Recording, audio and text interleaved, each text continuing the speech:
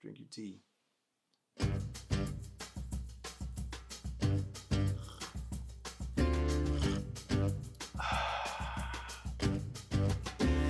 Hello. How's everybody doing? Is this mic on? The mic is on. We're ready to go. All right, so today I'm going to bring you a story from ancient times. Talking about like before Christ. It's about a person, you probably heard the name. It's a philosopher. Tragic story. Even though he had a big impact on Western philosophy, his ending was very tragic, and the only thing they seemed to do was speak the truth. And the whole assembly voted him guilty for.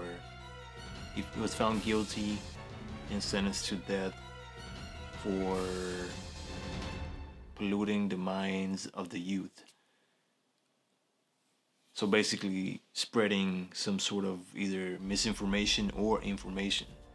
And one of the things that he did was he was the founder of this Socratic method, which was named after him, which was like question everything, question.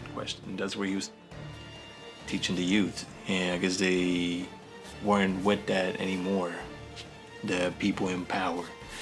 So, and this was during the times that Athens was going downhill, and they have they lost a lot of battles, and they were looking for someone to blame, because I guess they found Socrates was the one that was always going against the majority. So they just blame the catastrophes and the misfortune on him. He was sentenced to death, and then he was punished by drinking hemlock poison, which kills you slowly. It triggers your central nervous system, so you die a painful and slow death. He died surrounded by his friends who visited him on the day of the sentence termination. It's tragic. Like it just makes you think. Like that story, or the fact that a whole nation turned against him for teaching people to question things, and it's. And a lot of people do not do that, and one of the reasons is because of this, like you get crucified. Jesus Christ, he was, people that bring change the,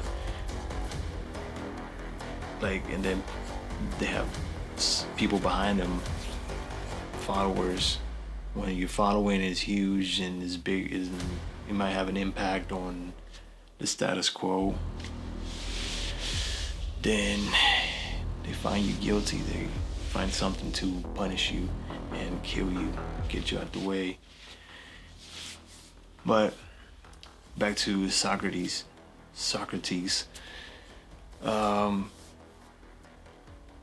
He called himself the gadfly of Athens.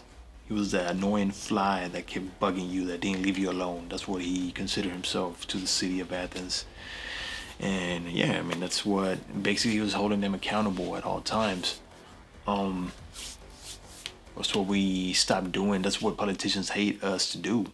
To people in power, people that are in positions of such responsibility, they need to be held accountable. Police, president, senators, Congress, managers, CEOs, they all should be held accountable by the majority, or by, there's got to be a fly there, something that keeps bugging them, that keeps them from thinking that they're all safe and no one is watching, no one is there. Drink your tea.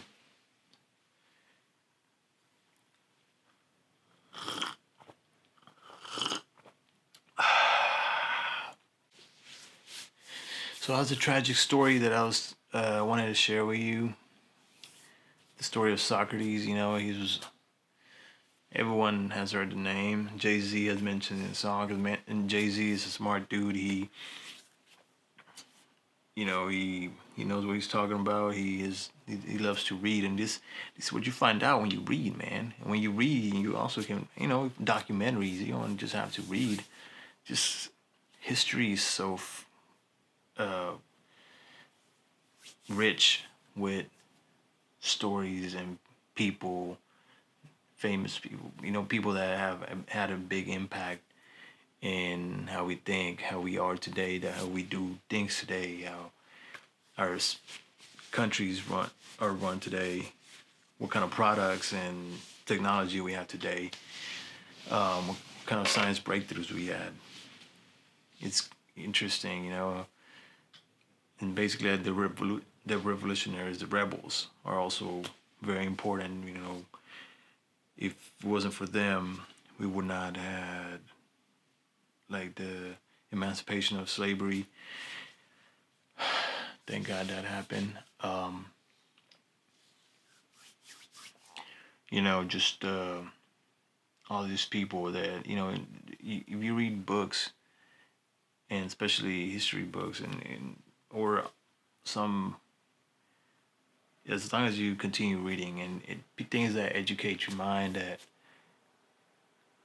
help you grow mentally, that also help you spiritually. We're in a journey. I tell people that we're in a spiritual journey, we're in a physical journey, and we're in a mental journey. Like how far can you push your mental abilities?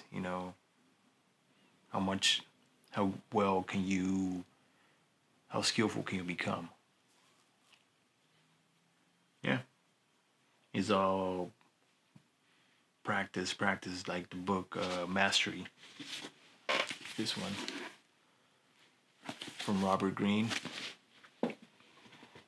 It's all about putting in hours and hours and hours of work, of practice, into something until you become a master. And he mentions like it takes about 20,000 hours of actual hands-on work for you to become proficient at something. But then it takes another 20,000 hours for you to become a master at that. And this is like focus hours of practice, of learning, of studying. Like that's why we got Stephen. Damn, guys, fucking.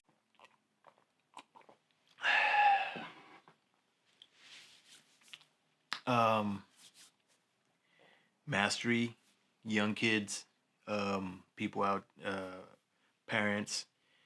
If you want to give I recommend Mastery. It's a book about just becoming really good at something, like no matter what it is.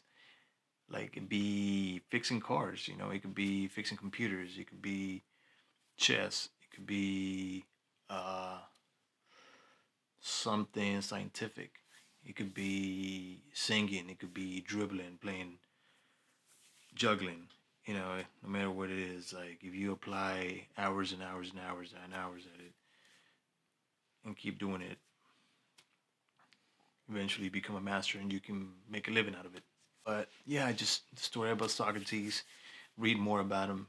It's interesting how the whole city turned against him, the city of Athens, because he was a truth speaker. He just wanted to spread the truth, like make people think, like, hey, like really think, question things. Don't stop questioning things. This is the point of our time. Until next. Socrates. I don't know how to say his name.